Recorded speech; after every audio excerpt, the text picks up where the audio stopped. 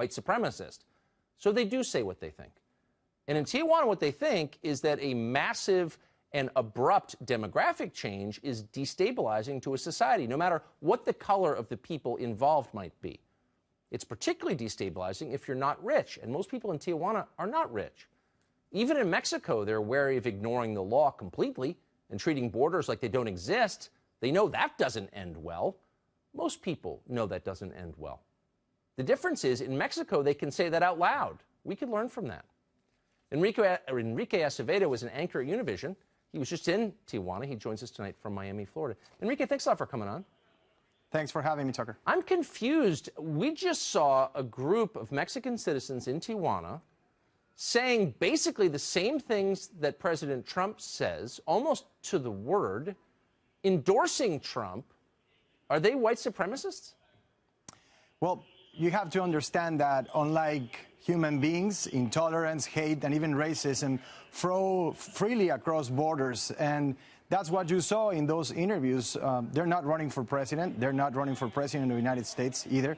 They are part of a group of around 300 protesters in a city of 1.3 million who, like many others along the way, this caravan, are opposed to their presence in Tijuana. And, you know, the overwhelming majority of people in Tijuana welcome immigrants. It's a city of immigrants. I'm sorry to interrupt. Can I just back up a little bit? No, it's a big city, for sure. But can I say, hold on, you just said that they're racist, but they're Latino, Spanish-speaking Latinos, attacking other Spanish-speaking Latinos. So where's the racism?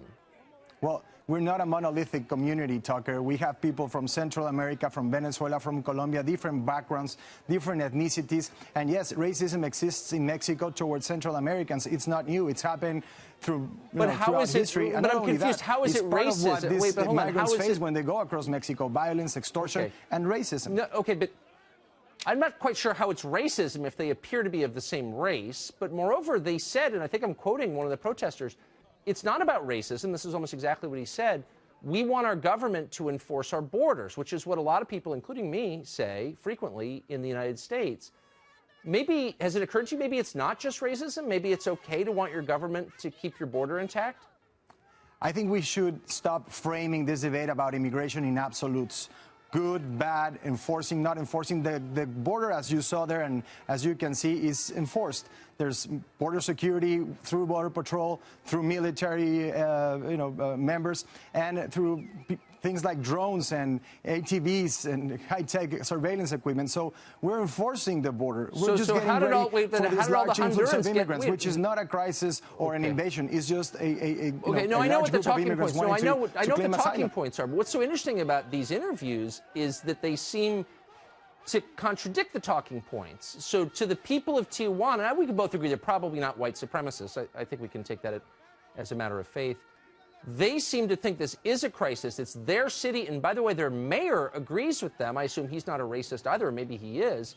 Do you think they have any real concern? I interviewed the mayor last week, and he walked back some of those statements. He said that all immigrants are welcome in Tijuana, and that he didn't mean any discrimination or harm to the people who were part of the caravan. So, you know, in putting those I'm sure you bullied him, context, he was, as most politically correct media figures do. But before we get to him retracting his statements under pressure from Univision, can we just address the core question, which is, do you think he has any legitimate complaint? Does anybody whose city is overwhelmed by people from another country have any legitimate complaint at all, or is it always bigotry? Exactly. I was just complaining that we framed the debate on immigration on absolutes. Of course, he has a point. You know, the city is overwhelmed by the presence of these migrants, and governments, you know, all the governments involved should understand this is a humanitarian crisis and start acting like it instead of just having these security measures at the border. You know, again, I've said this 1,000 times. We can spend a little more in the countries where these people are coming from and make a huge difference at the border, or we can keep spending billions of taxpayers' dollars at the border. So you figured out? Wait, hold on. So you figured out? People are coming from. I'll actually give you airtime. We're live right now. You figured out how to fix Honduras and make it such a thriving country that no one wants to leave? To raise GDP to American levels? How would you do it? Just really quick, how would you do that? I'm not coming up with a new idea. We've done this before with USAID, and it's worked. We just need more resources focused there instead of at the border. It's been instead a miserable of spending failure. $100 billion over the past decade on border security, we could have used some of that money on programs that USAID has said is right. So working. which program? Hold on. Which program? Hold on. I know what the talking point is. Let's get specific. I'm giving you a chance live on TV. Yes. Which program specifically would have made the economy of Honduras so strong that no one would want to leave and come to the United States? So USAID, for example, is working on 2 murder rate in Honduras. Throughout the last 2 or 3 years, with this program, they've been able to reduce violence there and therefore reduce the amount of people who were leaving that town. These are only 2 examples. So why do we have a caravan of Hondurans coming if the USAID because violence is not the only factor. We have other factors. But I'm just saying, what's the problem? Because I hear that a lot from dumb people on. I think Don Lemon said that on CNN. We should spend more money in these countries.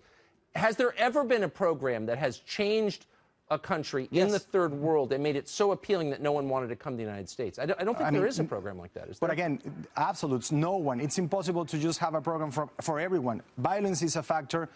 Poverty is a factor. Even climate now is becoming a factor. We saw a crew from the Weather Channel with the Caravan. They were, tracking the journey of a group of immigrants from Honduras where 90% of crops have collapsed. John Carlos Frey, their correspondent, was telling me how the UN has declared Honduras, El Salvador, Guatemala, a region with famine. But what about the people? Look, factors. I feel sorry for the people in the caravan, and I understand why they want to come to the United States. I love this country. I appreciate their good tasting countries. And what that's about the great thing, people Tucker. Maybe we should be worried what about not everybody that people else? Want to come in. We should start worrying when people don't want to come to the United States. That's going to happen soon if we don't get a real border. So, because we'll be like Honduras. So why would people want to move here? I mean, honestly, my question is, what about the people who live in the United States, or in this case, who live in Tijuana?